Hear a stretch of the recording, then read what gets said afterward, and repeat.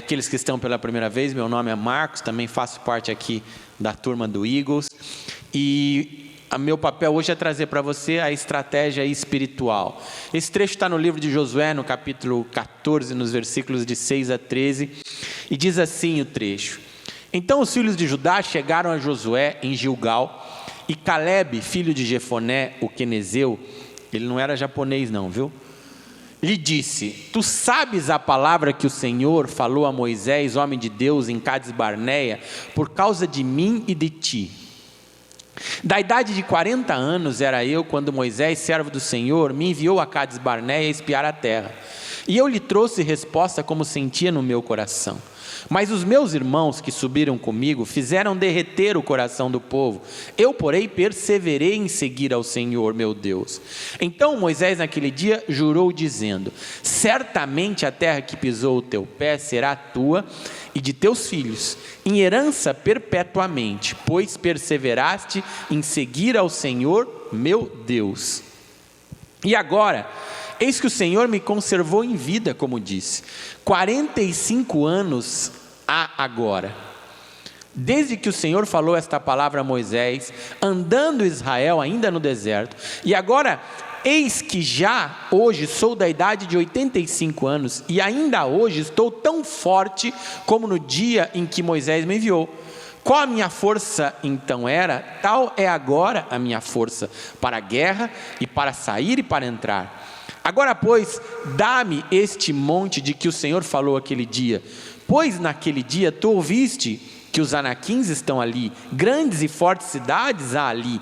Porventura o Senhor será comigo, para os expelir, como o Senhor disse.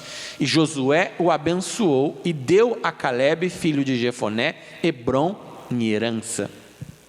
Este trecho é bastante interessante e motivador para nós todos. Você ouviu falar de planejamento e você ouviu a experiência da Glecimar em grandes empresas. E hoje no Brasil, tanto os grandes quanto os pequenos, eles vivem uma certa dificuldade. Todos nós temos visto coisas ruins acontecendo. E com certeza, de alguma forma ou de outra, os teus sonhos, os teus projetos, os teus objetivos tendem a ser atingidos. Por quê? Porque nós estamos no mercado. Nós estamos aí, as circunstâncias do Brasil, quer a gente queira, quer a gente não queira, nos atingem.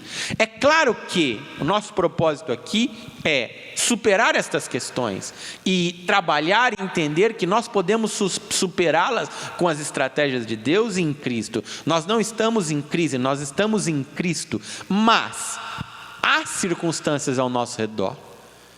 As pessoas estão comprando menos, as pessoas estão ficando desempregadas, as pessoas, o dinheiro, está desvalorizando. Aquilo que você comprava ano passado com 100, você não compra mais hoje.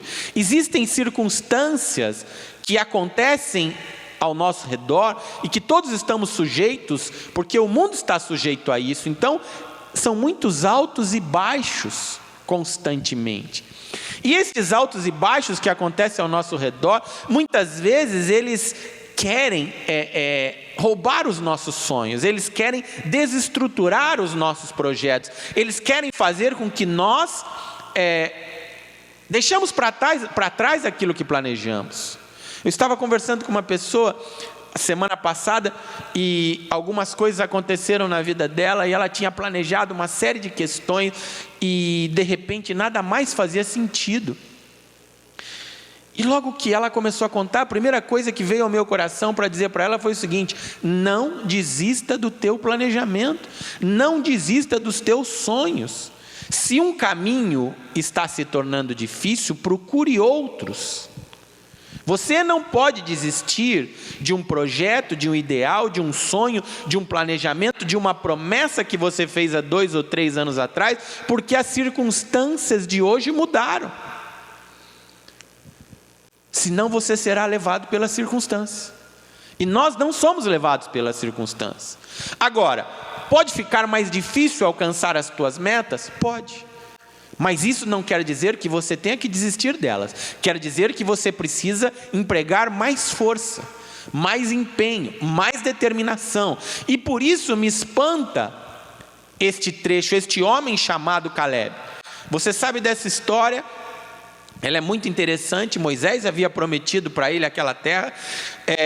O povo de Israel havia saído do Egito, andaram pelo deserto por um período. Então 12 príncipes foram espiar a terra prometida, ou seja, o sonho, aquilo que Deus havia prometido.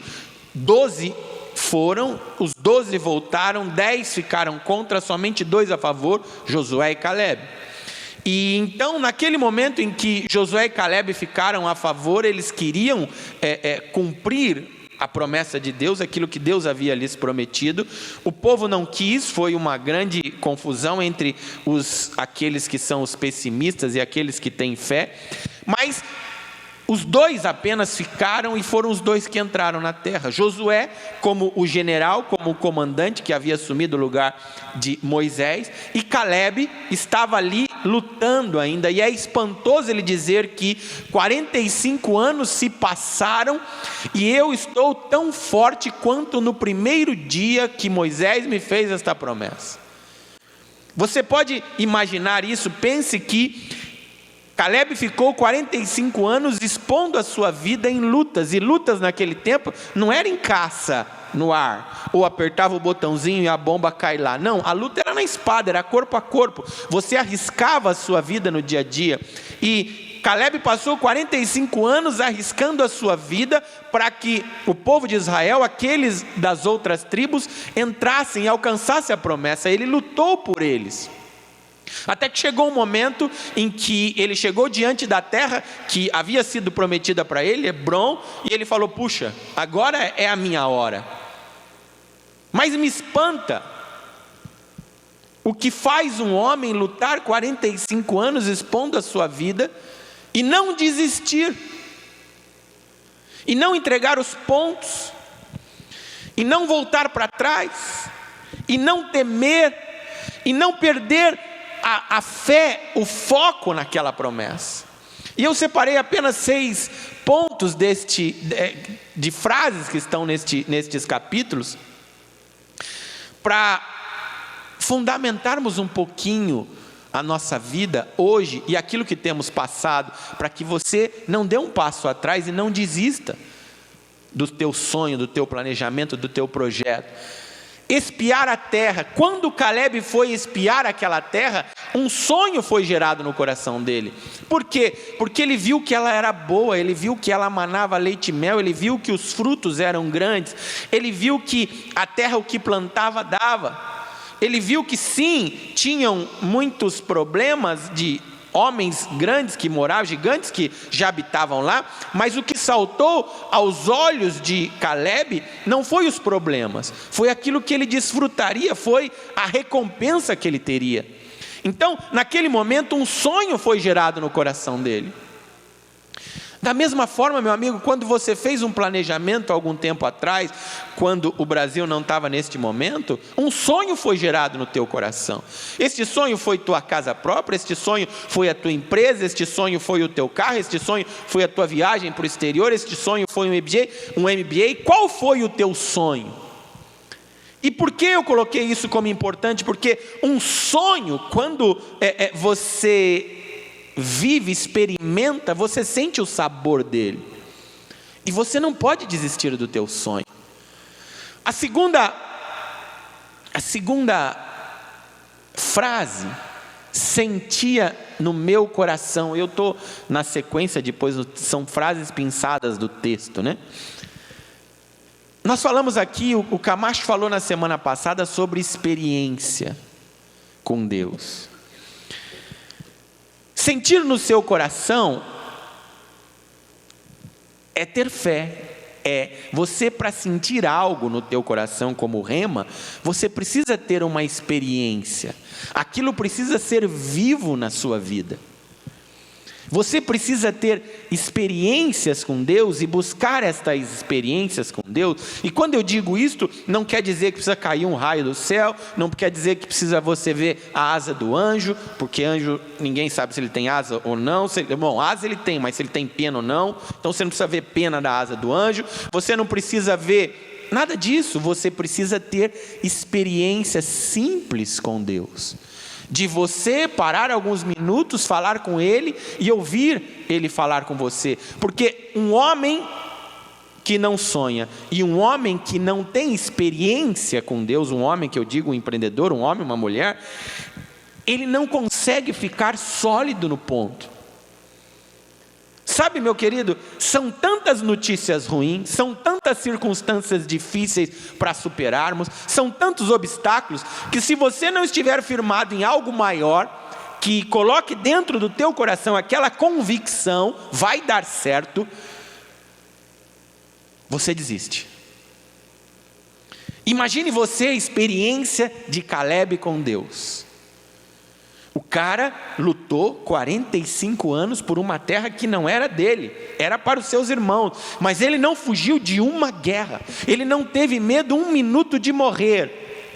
Por quê? Porque ele tinha uma promessa, ele tinha um sonho dentro do coração dele. E aí vem a terceira frase, perseverei. Caleb está dizendo, eu perseverei em seguir ao Senhor, eu perseverei na minha experiência com Ele, eu perseverei no meu sonho, ou seja, ele foi determinado.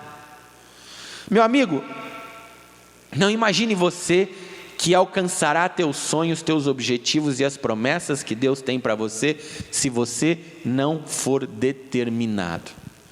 Uma coisa é sermos obstinados, isso não é bom, mas determinação é uma coisa necessária para qualquer empreendedor no Brasil. Se você não tiver determinação, você se inscreve na academia no começo do ano e nunca mais vai. Se você não tiver determinação, você faz um planejamento e não o segue. Se você não tiver determinação, você fica noivo 15 anos e não casa. É verdade. Se você não tiver determinação, no primeiro obstáculo, quando você se aventurar a ser empreendedor ou empresário, a primeira burocracia que você encontrar, porque nós temos muitas burocracias nesse sentido, você desiste. As estatísticas dizem que 90%, 80%, 90% das empresas que abrem no Brasil fecham nos 3 primeiros anos.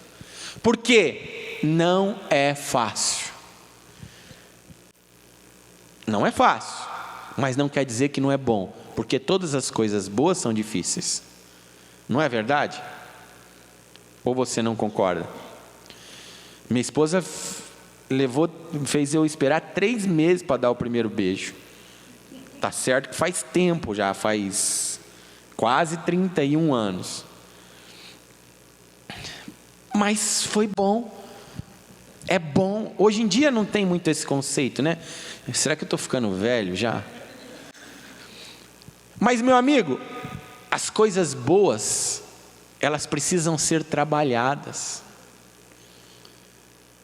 Você já ouviu com certeza, o que vem fácil, vai fácil. Então, se você não for determinado, esquece.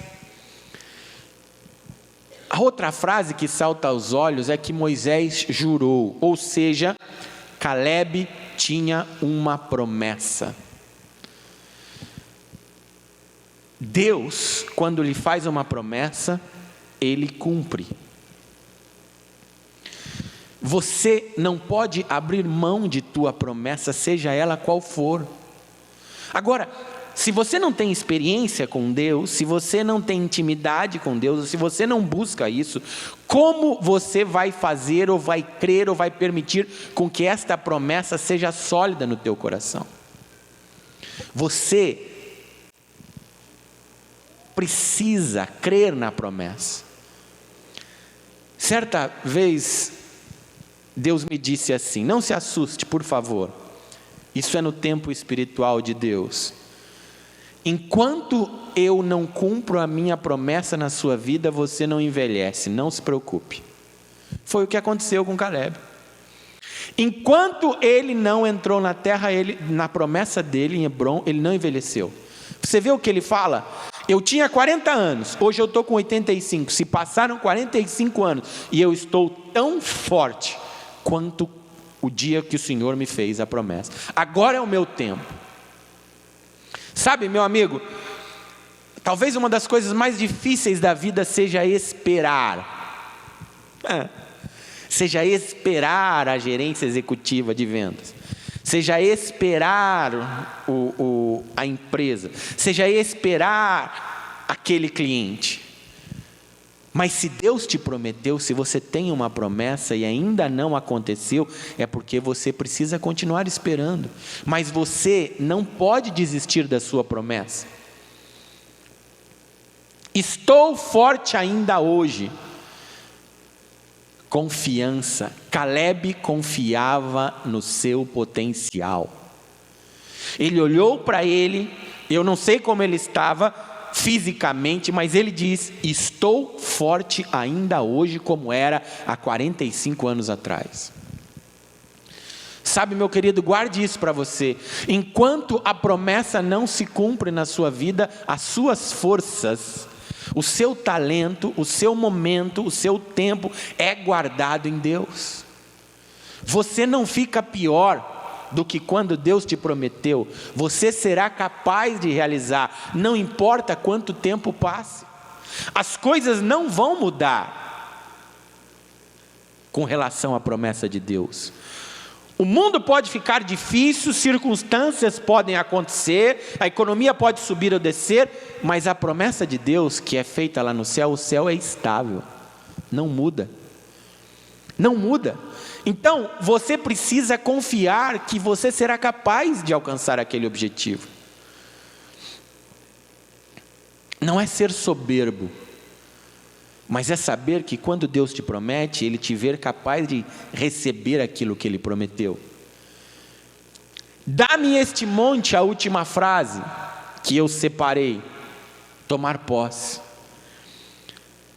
Caleb chega diante daquela circunstância com 85 anos e ele não tem dúvida. Ele vira para Josué, que era o general naquele momento, que era o líder naquele momento, e diz: dá-me este monte, aqui é a minha promessa. Ele não pensou que ele tinha se envelhecido. Ele não pensou que os anos tinham passado. Ele não pensou que ele podia estar mais fraco ou não. Ele não pensou que eles queriam lutar ao redor dele ou não. Ele não pensou, ele não se preocupou com a ajuda, ele não pensou em nada disso. Ele simplesmente olhou para a promessa que havia sido dita a ele através de Moisés e disse: dá-me este monte. Ele tomou posse daquilo que lhe pertencia. Às vezes nós queremos que Deus nos ajude e a gente ora para Deus nos ajudar, mas nós mesmos não nos vemos naquela posição ou não tomamos aquilo como uma promessa para nós. E aí, se nem nós acreditamos ou trabalhamos naquilo com força, como Deus fará? Você já sabe que não será fácil. Então, meu amigo, tome posse daquilo que você tem como promessa, mesmo que ainda não tenha acontecido. Mesmo que ainda pareça que o plano está desmoronando ou que os caminhos estão sendo diferentes, não temas. Se Deus prometeu, Ele vai cumprir. Enquanto a promessa de Deus não se cumprir na sua vida, você não envelhece. Você está conservado. Agora, se você não lutar, não buscar, não tiver fé, não tiver experiência, não for para cima, não ponha Deus nesse negócio. Não é culpa dele, é sua. Não desista dos teus sonhos. Porque quando Deus promete, Ele cumpre. E Deus não está preocupado com a crise. Deus não está preocupado com o impeachment. Deus não está preocupado com o dólar. Deus não está preocupado com isso. Deus está preocupado com o seguinte: eu vou cumprir o que eu prometi, porque a minha palavra não volta para trás vazia. Ela cumpre. Aquilo que eu falo se cumpre. Se você tem uma promessa, se espelhe em Caleb. Não desista. E persevera. Vamos ficar de pé.